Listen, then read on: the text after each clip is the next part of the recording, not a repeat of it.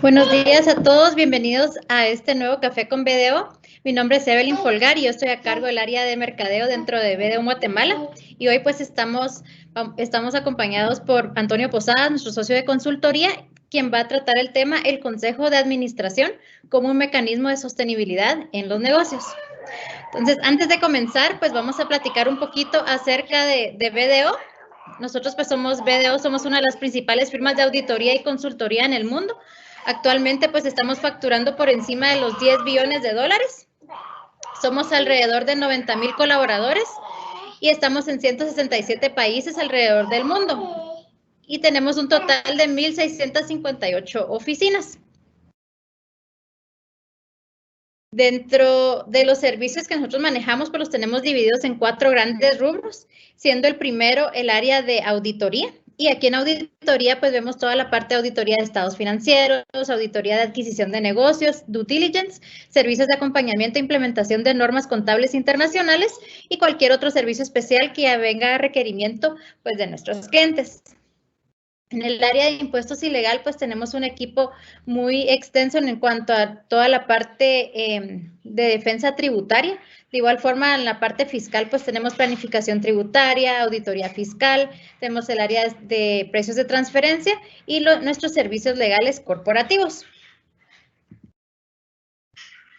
En el área de outsourcing, pues básicamente es la tercerización de nuestro negocio, ¿verdad? Todo el back office, entonces manejamos toda la parte de contabilidad, tesorería, nómina y gestión de personal. Y en el área de consultoría, ahí pues vemos todo lo que son finanzas corporativas, empresas familiares, wellness corporativo, toda la parte de tecnologías de la información y recursos humanos. ¿Y por qué BDO? Pues básicamente por nuestra red internacional, como mencionaba a un inicio, pues el hecho de que estemos en más de 160 países alrededor del mundo, pues le garantiza a nuestros clientes que en cualquier momento, cualquier servicio que necesitan, si no tenemos el experto aquí en Guatemala, lo podemos traer de cualquier parte del mundo. Y ahora pues con la tecnología es mucho más fácil hacer todo esto. Por nuestra experiencia comprobada, nosotros pues ya llevamos 45 años de estar en el mercado guatemalteco, justamente ahorita en mayo pues ya estamos de aniversario. Por nuestras soluciones innovadoras, nosotros tenemos una alianza estratégica con Microsoft, quien es quien nos brinda todas las herramientas de trabajo para poder desempeñar.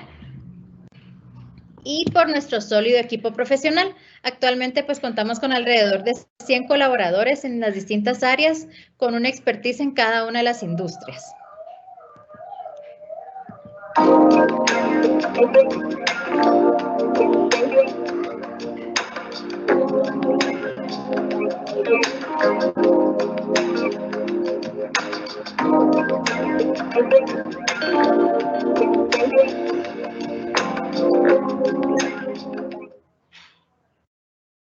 Y eso es lo que somos BDO, somos personas ayudando a personas a alcanzar sus sueños. Y como mencionaba a un inicio, pues hoy nos acompaña Antonio Posadas, nuestro socio de consultoría. Antonio pues posee estudios de contaduría pública y auditoría, además de un posgrado ejecutivo en dirección de empresas.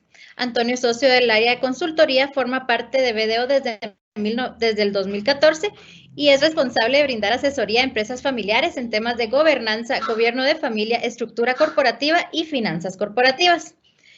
Los países en los cuales pues tiene experiencia es en Guatemala y Centroamérica, México, República Dominicana y Venezuela. Es asesor calificado con más de 30 años de experiencia laboral en mejora operativa, financiera y de procesos, así también de evaluación de riesgos y control interno. Él es responsable de la entrega y administración de servicios a una variedad de clientes, incluyendo corporaciones multinacionales, medianas y pequeñas en Guatemala, El Salvador y México. Antonio ha adquirido valiosa experiencia en las áreas de optimización de procesos, reingeniería, liderando varios proyectos de gestión del cambio en una amplia gama de industrias. Él aporta esta experiencia en cada tarea para asegurar que todas las recomendaciones son informadas, comercialmente viables y son contextualmente aptas para las operaciones de negocio. Su visión es la búsqueda constante de soluciones innovadoras y de actualidad que agreguen valor al negocio. Entonces, muchas gracias por estar aquí nuevamente y muchas gracias, Antonio.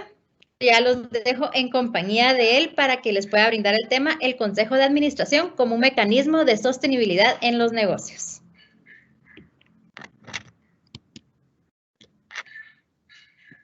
Gracias, Evelyn.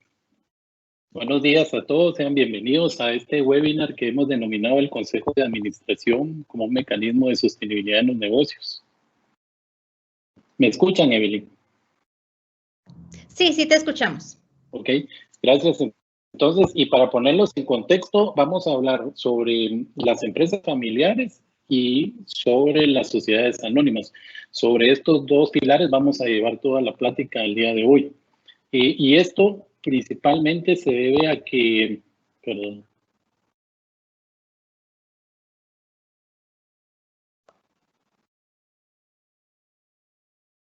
Principalmente se debe a que en América Latina se estima que entre 70 y 90% de los negocios son considerados como empresas familiares. Y principalmente esto se da en la primera generación cuando está la visión y la dirección del fundador, que también denominaremos patriarca, al quien se le atribuye el éxito de este negocio. Algunos de ellos tienen la visión necesaria para incorporar en el transcurso a sus descendientes para ir provocando que ellos se vayan metiendo en el negocio y con ello provocar una adecuada sucesión. Sin embargo, son pocos los que logran pasar una adecuada sucesión de la primera a la segunda generación y menos aún los que lo logran que llegue hasta la tercera generación. En una encuesta que realizamos en BDO Guatemala hace un par de años, se estableció que de las empresas familiares el 64% está dirigido por la primera generación, un 28% está dirigida por miembros de la segunda generación y tan solo el 8% está dirigido por miembros de la tercera generación. Normalmente se considera que en una empresa familiar hay 3 etapas. La primera etapa, que le denominamos etapa del fundador, que es la primera generación, la etapa de sociedad de hermanos, que consideramos como la segunda generación, y la etapa de sociedad de primos, que es considerada como la tercera generación. En la primera generación, todo el negocio gira en torno alrededor del fundador, quien tiene un mecanismo de gobernabilidad bastante práctico y sencillo, ya que todas las decisiones de negocio están en torno a él. Todo el control del negocio gira en torno a él. Cuando comienzan a entrar nuevos personajes, nuevos familiares a la sucesión del negocio, es cuando las estructuras de gobierno corporativo se debilitan y se ve el problema en sí, ya que estos no logran mantenerse unidos y respetando las jerarquías de los órganos de gobernanza que se tienen. Las estadísticas en ese sentido nos dicen 7 de cada 10 empresas no sobreviven al cambio de la primera con la segunda generación. 1 de cada 5 empresas no pasa de la segunda a la tercera generación y el 95% no trasciende de la tercera generación, siendo este en el momento crucial cuando los negocios realmente logran la subsistencia.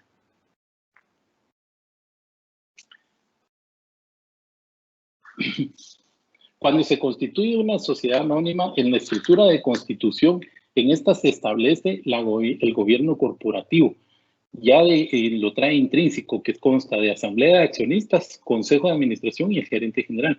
La asamblea de accionistas se refiere a los propietarios de la empresa. Si estamos hablando de la etapa de primera generación, sería el fundador.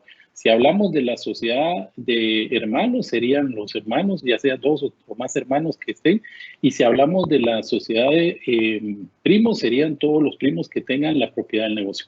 El consejo de administración es el órgano que está representado por los mismos accionistas o representantes de ellos. Y la gerencia general, que es la que se encarga de dirección operativa de la empresa y que además tiene la potestad de poder nombrar a aquellos gerentes operativos que le van a ayudar en el día a día de la dirección de la empresa. Entonces, diríamos que el gobierno corporativo no es un tema que tenga que ver si es una empresa pequeña, mediana o grande, ni tampoco tiene que ver con la etapa. No tiene que ver si estamos en la etapa del fundador, en la etapa de sociedad de hermanos o en la etapa de sociedad de primos. Como dijimos, en la escritura de constitución queda implícito desde el primer día que comienza una sociedad que hay un gobierno corporativo y ese es el que debemos de trabajar.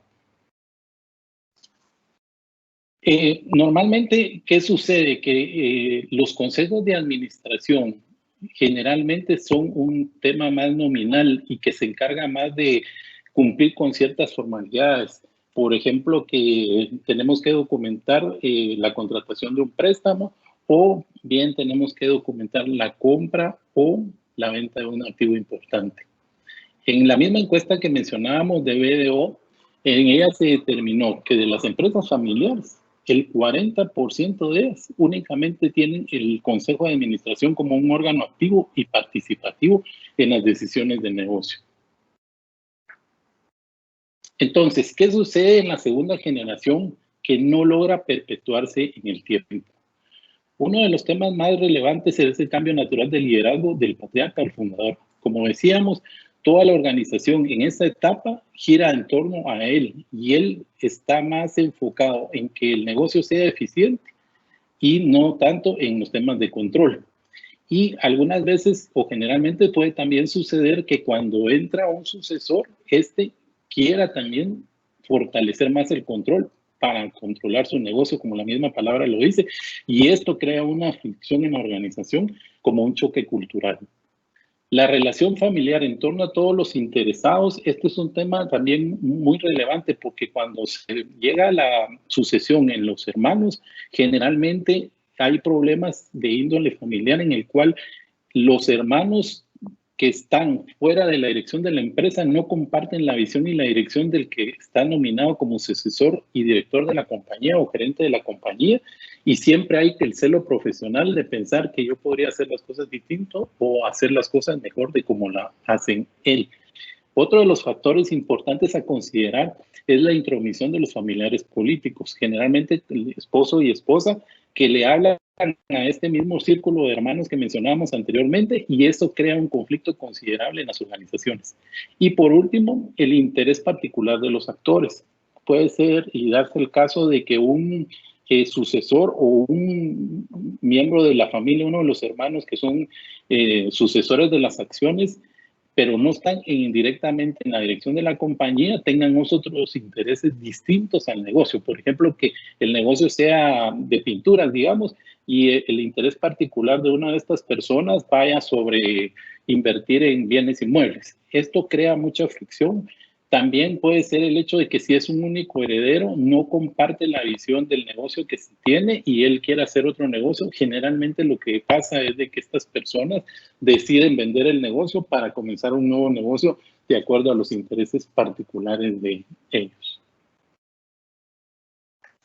Algunas dificultades que atraviesa el Consejo de Administración que se está en formación es, por ejemplo, el propietario fundador lo sabe todo. Esta es una de las características más relevantes porque generalmente el ego del fundador no permite ver más allá de que un consejo de administración le puede ayudar de una manera más objetiva en la toma de decisiones, y generalmente salen con el ejemplo o la justificación de que una persona que venga de afuera no le va a ayudar a él porque no conoce el negocio, la industria y no sabe dónde está, y entonces las observaciones o recomendaciones que le pueda dar no sean afines con él.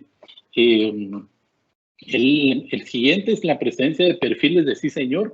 Esto es cuando los miembros del Consejo de Administración generalmente no se sienten en la capacidad o la libertad de poder contradecir o debatir con el fundador sobre una decisión que él esté tomando. La tendencia a utilizar fórmulas de éxito en el pasado. Lo que me funcionó en el pasado tiene que seguir funcionando. Así se hacían las cosas y siempre han resultado bien. Así se tienen que seguir haciendo. La falta de separación clara entre las tareas de gobierno y las de la dirección. Muchas veces el ejemplo más claro es cuando el fundador, que también es el gerente general de una compañía, hace reuniones con su equipo gerencial y estas llegan a denominarse que son reuniones de directiva o de consejo o de junta directiva, y ahí se confunde, digamos, los ámbitos. No es lo mismo una reunión del consejo de administración que una reunión de gerencia operativa. Tampoco es lo mismo que al consejo de administración se estén llevando temas operativos que le corresponde responder directamente a la gerencia general con ese equipo de gerentes. La falta de claridad en la definición de los intereses de los propietarios, la familia y la empresa. Estos tres órganos que siempre van a estar alrededor de la empresa familiar, los propietarios, la familia y la empresa. ¿Cuál es el rol que me corresponde? Y ese es el que yo debo de respetar. Y las disputas de poder, como ya mencionábamos anteriormente, cuando yo no estoy de acuerdo o uno de los hermanos no está de acuerdo en la forma en que se está haciendo la dirección de la compañía por el que fue nominado como el sucesor.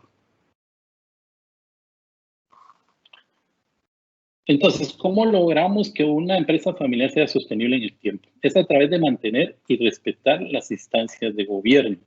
Como bien decíamos, en la misma escritura de constitución de una sociedad anónima se le otorga al Consejo de Administración ser el órgano máximo en la dirección de las empresas. Es por esta razón que se debe de respetar esa instancia. Los accionistas deben de ser y tener su foro para discusión, que es la Asamblea de Accionistas, el Consejo de Administración tener su foro, que es el Consejo de Administración, y el gerente general tener su espacio para poder operar. Si nosotros logramos que se mantengan y se respeten estas tres instancias y cada una se trabaje por separado, esto nos va a traer muchos beneficios. Claro que hay complejidad, por ejemplo, en la primera etapa, cuando decimos que es el fundador, pues él es el que tiene prácticamente todos los sombreros, el sombrero de accionista, el sombrero del Consejo de Administración y el gerente general. Pero él tiene que procurar, y especialmente cuando ya hay sucesores a la vista, comenzar a trabajar todos estos temas de gobernabilidad para que la empresa se vaya profesionalizando.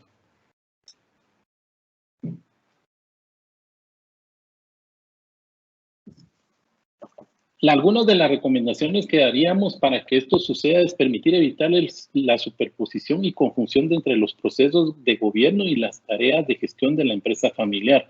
Muchas veces las empresas familiares se quieren manejar dentro del entorno de la familia y eso es uno de los problemas más grandes que existen, porque como decíamos anteriormente, no respetamos las instancias de gobierno corporativo. Permitir definir con claridad el rol de la familia, es decir, aquellos familiares que son accionistas o que no son accionistas, cómo deben de tener voz y participación en todo esto, o no tenerla, dependiendo sea el caso.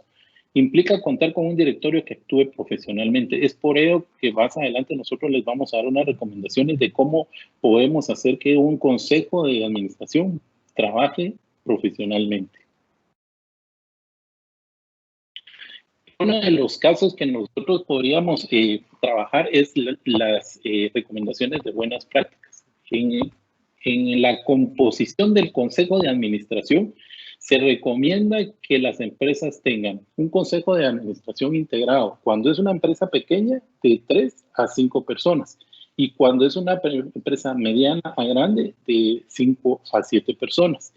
En estos casos, como podemos ver, principalmente se está hablando de un número impar de consejeros. Esto se hace y las buenas prácticas lo recomiendan para evitar que en las decisiones y en las votaciones del Consejo de Administración se haya un empate. De igual manera, se recomienda que no se tenga el voto de calidad que se le otorga al presidente en caso de empate y este tenga el poder de decisión. Los cargos más comunes que hay a la hora de la conformación de un consejo de administración son el de presidente, vicepresidente, secretario, el tesorero y vocal. Y se recomienda que haya un balance adecuado entre miembros accionistas o representantes de ellos y directores o consejeros externos independientes. Por ejemplo, en la mezcla, cuando hablábamos de una empresa que va a tener 3 participantes, podríamos decir que 2 sean representantes de los accionistas y un consejero externo independiente que sea como invitado. Y en el caso de un consejo integrado por 5 o 7, digamos que fuera de 5 personas, diríamos que 3 puedan ser representantes directos de los accionistas y 2 sean consejeros externos independientes. Nótese acá también que pueden haber consejeros externos dependientes y este puede ser el caso de que uno de los accionistas, para evitar roces y problemas con sus hermanos, por ejemplo, o sus primos, decida que a él lo represente un consejero externo, pero que en ese caso sería denominado dependiente porque iría en representación de ese accionista y velaría por los intereses de él en la toma de decisiones. De igual forma, las buenas prácticas de gobierno corporativo recomiendan que en el consejo de administración no participen ejecutivos de la empresa. Esto para evitar en lo posible el conflicto de interés. Y cuando se haga el nombramiento de los miembros del consejo de administración, evitar en lo posible que el gerente, la misma persona sea el gerente general y el presidente del consejo de administración. Sí es un poco complejo cuando hablamos en una empresa familiar en el hecho de que los hermanos, siendo accionistas, puedan estar participando en el consejo de administración y también sean ejecutivos de la empresa. Pero hay que buscar todas las características y fórmulas para que esto se pueda hacer del mejor desempeño. Y aquí es donde nuestra recomendación hace valer que se use el mecanismo de tener consejeros externos independientes, porque estos le vienen a dar cierta objetividad y balance, armonía a este órgano.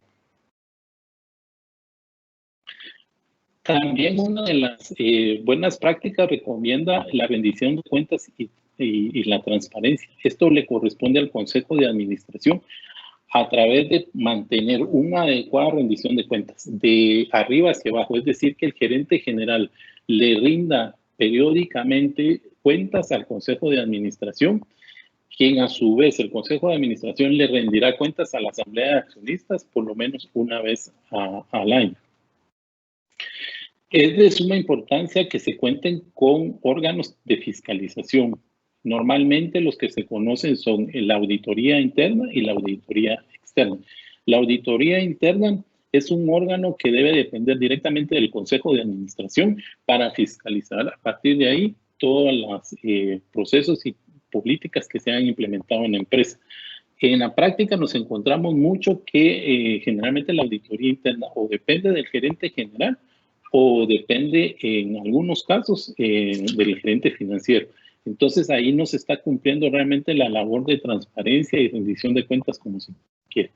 De igual forma, la auditoría externa le debe reportar anualmente a la asamblea de accionistas. Y al consejo de administración también le corresponde darle seguimiento a todas aquellas informes que presenta tanto la auditoría interna como la externa para darle seguimiento a los hallazgos y hacer que todo esto se vaya desvaneciendo en los procesos de la compañía. El Consejo de Administración le corresponde también la emisión de las políticas, todas aquellas políticas de negocio que de manera transversal van a normar todo lo que se requiera. Por ejemplo, una de ellas y la más importante para nosotros es el Código de Ética o Código de Conducta, que regula la transparencia en todos los grupos de interés. Es decir, ahí va la regulación para los mismos empleados, para los proveedores, con otras instituciones y para el mismo órgano de administración. Las reuniones del Consejo de Administración generalmente se recomienda que sean de manera periódica, una vez al mes y cada vez que sea necesario. Y también que sea previo a la Asamblea de Accionistas. Al Consejo de Administración le corresponde previamente aprobar todos aquellos puntos que se van a llevar a la Asamblea de Accionistas para que sean revisados y aprobados. La conformación de comités. Esta es una estrategia que nosotros recomendamos mucho porque el Consejo de Administración debe de tener ciertos brazos de ejecución para todos los planes y proyectos que se han dispuesto. La manera de hacerlo es a través de los comités y los que usualmente se recomienda son el comité de estrategia, el comité de riesgos, el comité de auditoría, el comité de responsabilidad social empresarial, entre otros. La conformación de estos comités puede estar, digamos, 1 o 2 miembros del consejo, un ejecutivo de la compañía y un asesor externo, por ejemplo. No necesariamente así tiene que ser, pero cada comité se forma de acuerdo a las características del mismo consejo de administración. Y los comités pueden ser creados de manera temporal o de manera permanente, dependiendo cómo sea cada uno de los casos. La evaluación y renovación del Consejo de Administración. La escritura de constitución de la sociedad anónima va a establecer tanto la evaluación como la renovación del Consejo. Generalmente es cada año o cada 3 años.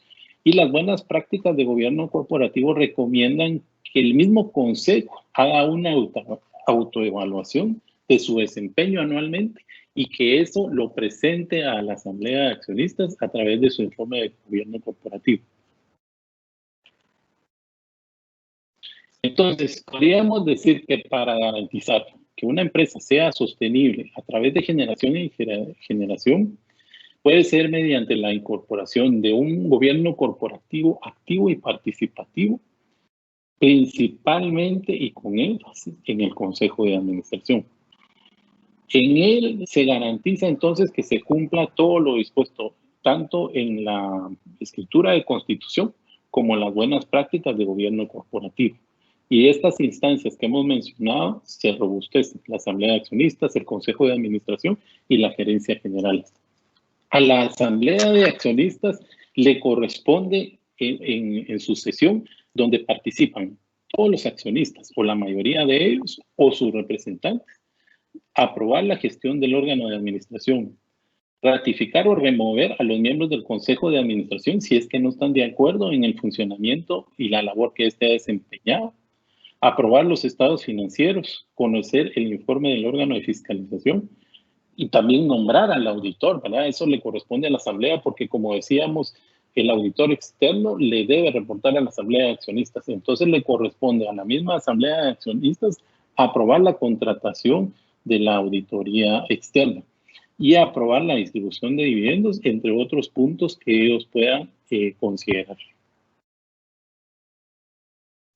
El Consejo de Administración, por su parte, es un órgano máximo de administración de un negocio, como lo decíamos, que lo establece la estructura de constitución a quien le confiere ese poder. Y entre otros tiene los aspectos de disponer la estrategia de negocio, la gestión de riesgos de negocio, establecer que haya una adecuada rendición de cuentas y transparencia en la organización y nombrar al gerente general. Todos estos puntos en común están también vistos cuando hablábamos de los temas de la conformación de los comités. Entonces se va viendo cómo los temas van agarrando sentido, cómo no es necesariamente que el Consejo de Administración en pleno vea todas las funciones, sino lo puede delegar en dichos comités. Y el gerente general, a través de nombrar a los gerentes operativos, a ejecutar el plan de estrategia, rendir cuentas al Consejo y velar por el adecuado desarrollo de las acciones operativas. Entonces, digamos que la Asamblea de Accionistas debe de velar porque cada instancia de gobierno corporativo trabaje con el rol que corresponde.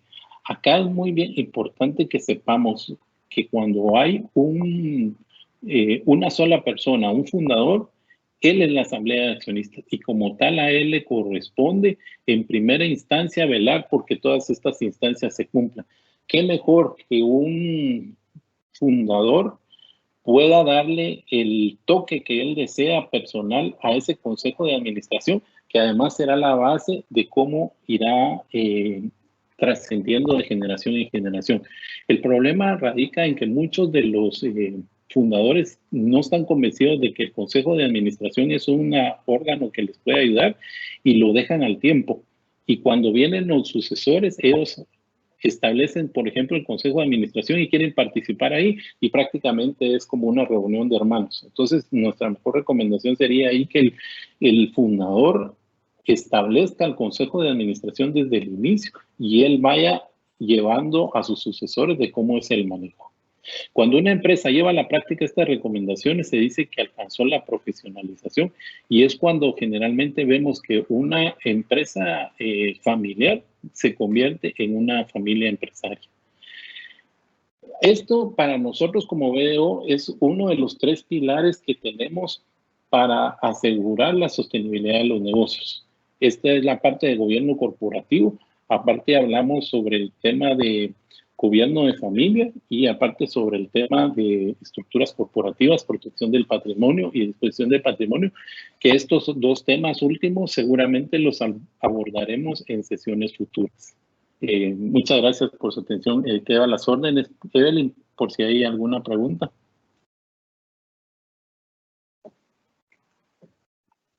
Muchísimas gracias, Tony. Sí, efectivamente, pues tenemos algunas preguntas ahorita de nuestros asistentes. Solo antes de hacerlas, quería preguntarte un poquito, porque sé que tienes un nuevo podcast. ¿Será que nos podrías hablar un poquito acerca del podcast? Sí, con gusto.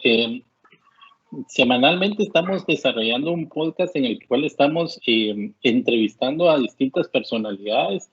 Algunos son clientes de BDO, algunos son amigos de BDO y otros estamos buscando también personalidades de influencias positivas en Guatemala para que nos cuenten su historia de vida y que esta nos sirva de inspiración para poder aplicarlo en nuestras vidas y eso nos ayude a alcanzar nuestras metas, objetivos y principalmente a clarificar nuestro propósito de vida.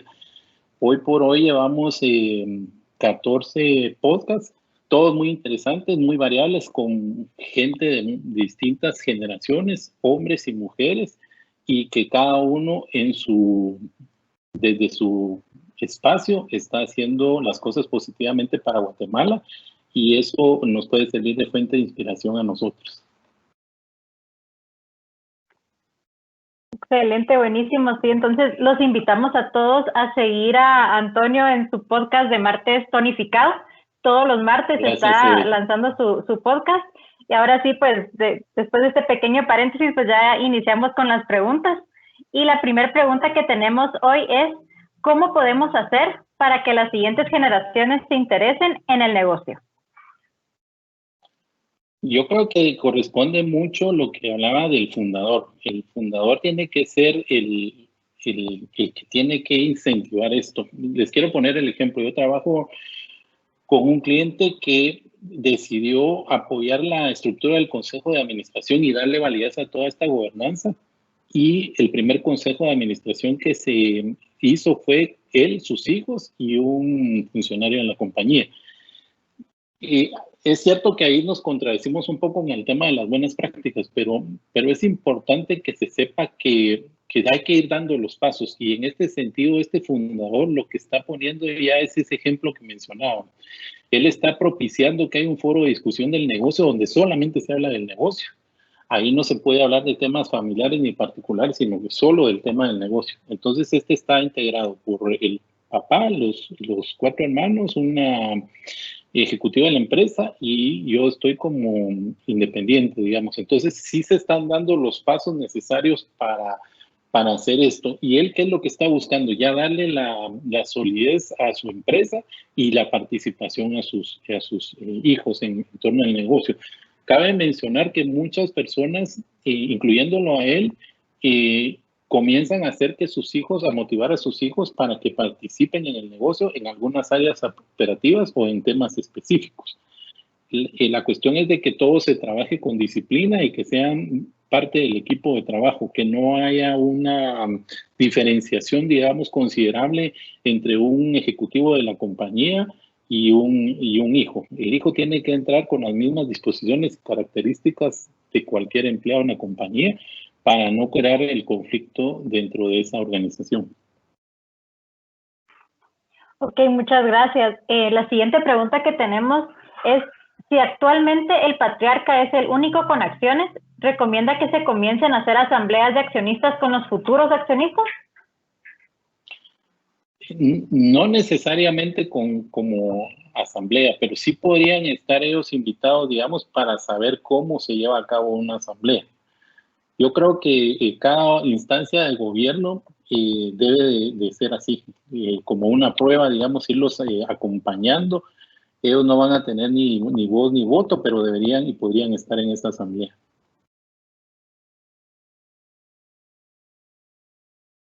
Ok, y nuestra tercera pregunta es, ¿el consejo de administración es lo mismo que una junta directiva? Sí, digamos que es lo mismo y depende mucho de la legislación de los países.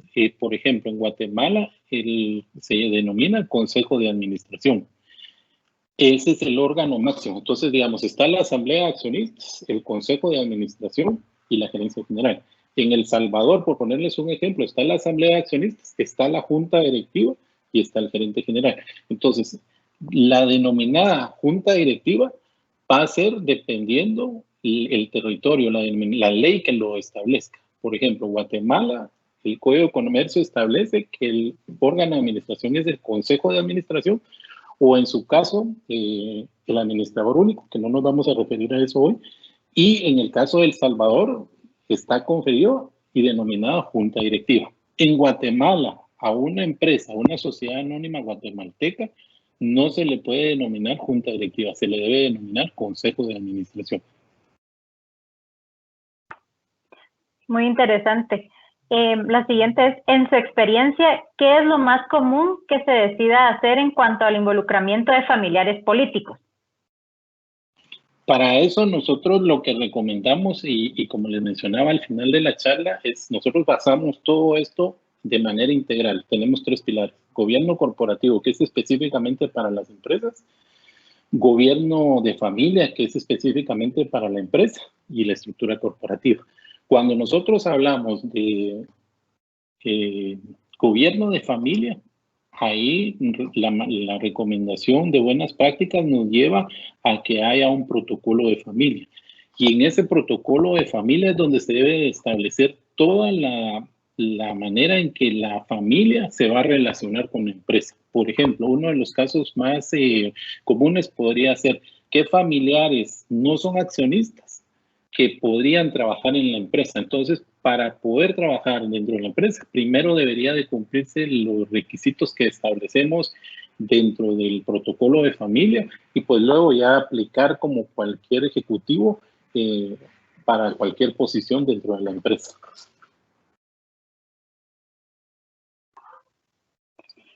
¿Qué podemos hacer para que se respete la línea de dirección y no todos los familiares den órdenes? Pues precisamente sería con que respetemos las instancias de gobierno corporativo. Creo que eso es clave en el mensaje y lo que yo exhortaría que nos llevemos. Aquí tiene que haber un respeto. ¿Cuándo es la asamblea de accionistas y qué temas voy a tratar ahí? ¿Cuándo es el consejo de administración? ¿Cómo se conforma el consejo de administración? ¿Cuáles son los derechos y obligaciones del consejo de administración?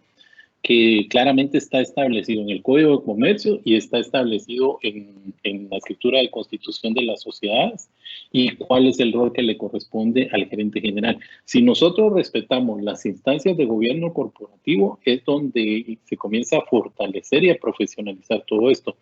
Es muy difícil, digamos, para un patriarca tener los 3 sombreros y saber cómo hacer todo esto ordenadamente. Entonces ahí es donde nosotros los tenemos que ayudar para que él lo vaya aprendiendo y gestionando. Porque en el día a día el patriarca lo gestiona todo como un solo y en cualquier momento.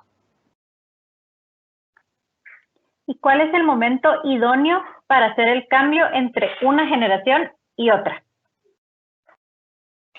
Depende de qué hablemos de generación. Por ejemplo, el cambio generacional máximo que se puede dar en una sociedad anónima es cuando las acciones cambian de una etapa a otra. Por ejemplo, en la primera etapa que mencionábamos, las acciones están en el socio fundador, que es el patriarca.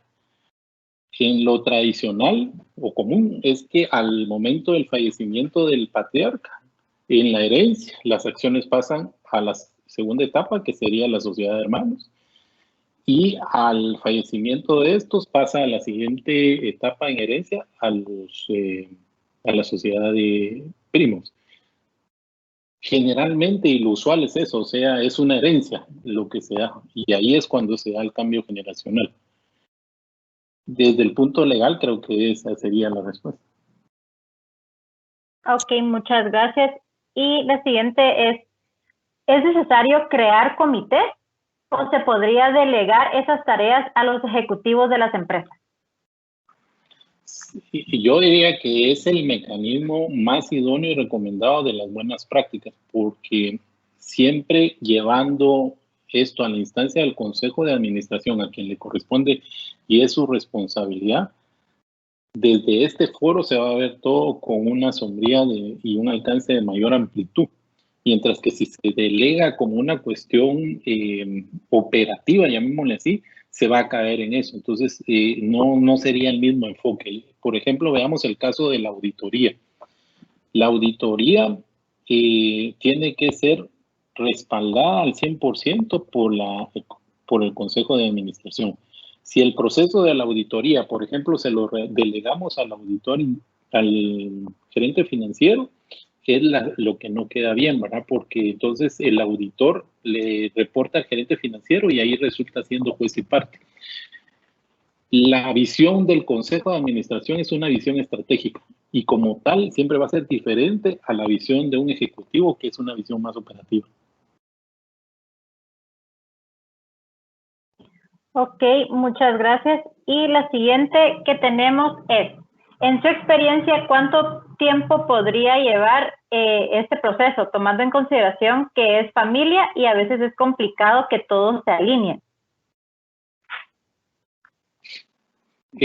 No, digamos que no hay una respuesta exacta de cuándo comenzar. Por eso decíamos de que el gobierno corporativo nace desde el momento que se crea una empresa.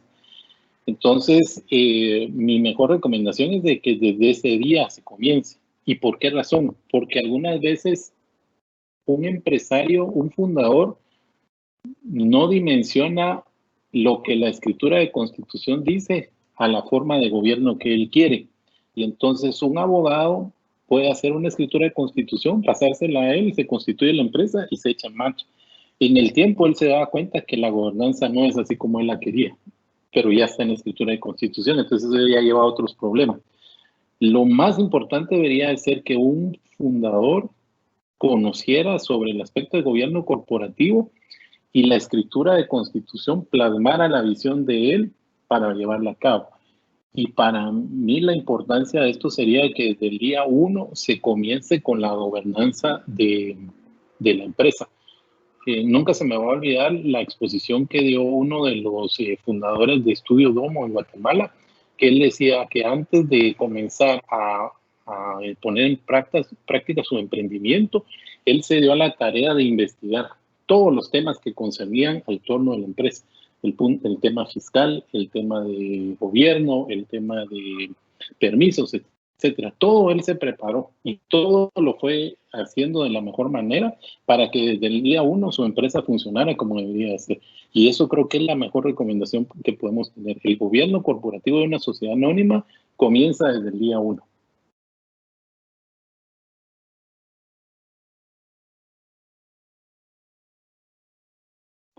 Ok, la siguiente pregunta es, ¿aconseja que las familias puedan gestionar una estructura con una fundación de interés privado? Por ejemplo, como ordenanza. Sí, digamos que en estos mismos 3 pilares que les he mencionado, en el tercer pilar que vamos a hablar en una próxima oportunidad, estamos hablando de estructura corporativa y esa tiene como visión fundamental la protección del patrimonio y la disposición del patrimonio. Y es ahí donde deberíamos de ver este tema. Ok. ¿Y qué puede suceder si no hay un plan de sucesión en una empresa? Precisamente esa es una de las responsabilidades más importantes del Consejo de Administración, que haya sucesión en la empresa. Y ese es uno de sus pilares, tanto desde el punto de vista de los accionistas como desde el punto de vista del gerente general. Si no hay un plan de sucesión en este momento y hay un consejo de administración formado, integrado, que sea activo y participativo en las decisiones de negocio, ese debería ser una de las tareas que le debería de corresponder. Cuando hablamos del comité de estrategia, al comité de estrategia le debería de corresponder ver ese tema.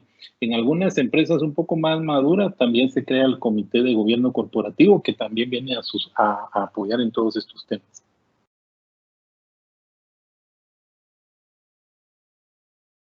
Ok, entonces muchísimas gracias a todos por estar con nosotros esta mañana. Unas últimas palabras, Antonio. Sí, muchas gracias, Evelyn, y muchas gracias a todos los que participaron y por sus preguntas. Quedamos a disposición para cualquier tema que quieran tratar en lo personal. Evelyn les va a estar enviando la presentación y seguramente yo quisiera también adjuntar las notas que tenía de base para esta exposición, porque creo que les va a servir ya tener el contexto de todo en un orden. Y exhortarlos. Yo creo que la medida en que una empresa pueda trascender de generación en generación es que se robustezca gobierno corporativo y, como decíamos, con énfasis en el Consejo de Administración. No importa si hoy soy solo yo el fundador, tengo que verlo. No importa si ya estoy en hermanos, tengo que verlo. O sea, no importa la etapa, como decíamos al inicio. El momento es hoy en el que ustedes lo tienen que comenzar a planificar. Gracias, Evelyn. Gracias a todos. Gracias a ti, Antonio. Y les recuerdo, por favor, pues escuchen el podcast de Antonio, está la verdad muy, muy bueno. Entonces, les recuerdo que ya el 26 pues tenemos nuestro próximo webinar, les vamos a estar mandando ya por correo toda la información. Y como les mencionó Antonio, pues sí, les voy a estar enviando la presentación, las notas pues que nos está ofreciendo. Y de igual forma, el link de la grabación se va a estar al finalizar la encuesta de satisfacción que ya les vamos a estar enviando. Entonces, muchísimas gracias nuevamente por estar aquí con nosotros y les espero que tengan un excelente día. Gracias, Evelyn. Gracias a todos.